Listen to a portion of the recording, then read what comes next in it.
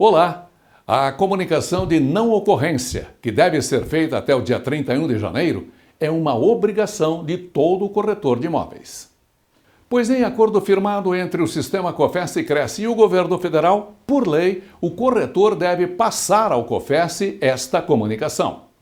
É uma forma de mostrar toda a transparência nas transações e mostrar também à sociedade o quanto é seguro ter um corretor de imóveis que zela pela integridade do mercado.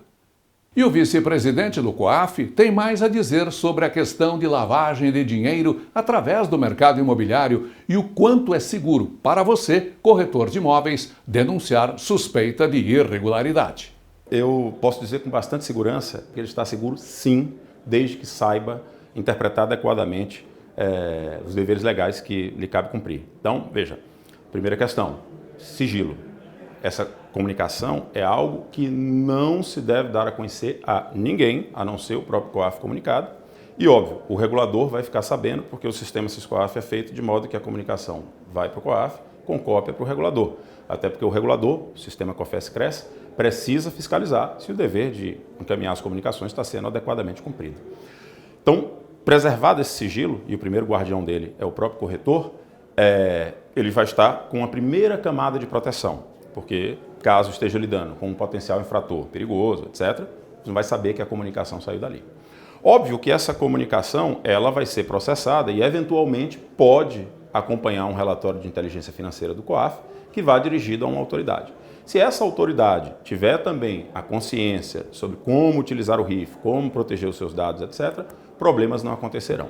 Pode haver erros? Sim, pode haver em vários setores da vida. Quando a gente voa de avião, pode haver um acidente, etc. O que se procura fazer para mitigar isso é um trabalho de conscientização, de certa forma é o que a gente está fazendo aqui, e de ênfase no tratamento que o RIF precisa ter à luz do seu regime jurídico, que não é de sigilo bancário apenas, não é de sigilo fiscal, não é de sigilo empresarial, é de sigilo de inteligência financeira. Então, sigilo, primeira camada. Segunda camada de proteção. A lei prevê expressamente que o corretor, quando comunica, se o fizer de boa fé, está isento de responsabilização administrativa, civil e, evidentemente, penal, porque não haveria o dolo penal, né? Significa dizer que é possível comunicar, inclusive em um estado em que não haja certeza plena sobre se aquilo efetivamente que está sendo comunicado caracteriza um crime. A lei fala em comunicar apenas aquilo que pode constituir indício. Então é menos do que indício, é indício potencial.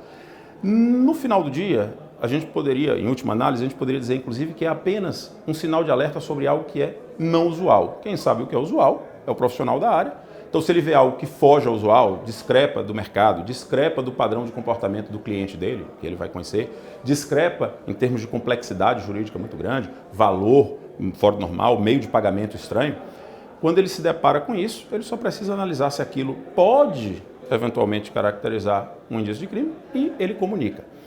Agora, eu não quero passar com isso a impressão de que, na dúvida, se comunica. Não. Na dúvida, o que se faz é uma análise de boa-fé. Se a conclusão da sua análise de boa-fé é no sentido de não comunicar e ela é razoável, e você não comunica, e guarda o registro dessa análise, está protegido como corretor. Se a sua conclusão é no sentido de comunicar, você também está protegido como corretor. Protegido juridicamente, porque feito de boa-fé isso não gerará responsabilidade, protegido do ponto de vista de segurança pessoal, se o sigilo dessa comunicação estiver bem resguardado. Agora, uma coisa muito importante é perceber que, ao fazer uma comunicação também, não se está prejudicando um cliente. A comunicação não é uma notícia crimes, como se diz no vocabulário jurídico, né? Não é uma denúncia. A comunicação é um sinal de alerta. E como tal, continua mesmo depois que o COAF trata. O COAF consolida comunicações que recebe de vários lugares e manda. E, como eu, inclusive, tive a oportunidade de destacar na palestra, o número de comunicações que o COAF recebe, comparado ao que isso sai em termos de relatórios de inteligência financeira, deixa muito claro que boa parte, a ampla maior parte do que o COAF recebe, são informações sobre algo em relação ao que não se caracteriza nenhum ilícito no final. Boa parte daquilo ali é lícito. E a exposição de motivos da lei deixa claro que isso foi previsto dentro da sistemática brasileira. Tanto que o corretor não é obrigado a não dar curso à operação. Se fosse exigido algum nível de certeza, óbvio que ele não poderia dar curso a uma operação que levaria a uma lavagem. Como há apenas um sinal de alerta, apenas algo estranho, então ele pode dar curso à operação, mas deve fazer a análise, para comunicar ou não, em cumprindo essa obrigação, ele está resguardado, até porque ele não tem bola de cristal para saber necessariamente que aquilo ali pode ser uma prática ilícita sendo feita por meio da atividade que ele desenvolve, né? Pode haver uma falsa impressão de que, olha, para não correr o risco de deixar passar algo, eu vou comunicar tudo. Bom, se você fizer isso, você não está ajudando a sociedade porque você está poluindo a base de dados do COAF. Você pode estar dispersando esforços que deveriam estar concentrados em questões mais arriscadas, pode estar criando uma cortina de fumaça e, lhe digo, isso não é uma hipótese retórica. Já houve situações em que havia sinais, e houve punição inclusive, muito claros, de que havia um excesso de comunicação para camuflar coisas efetivamente arriscadas ali no meio de muitas comunicações.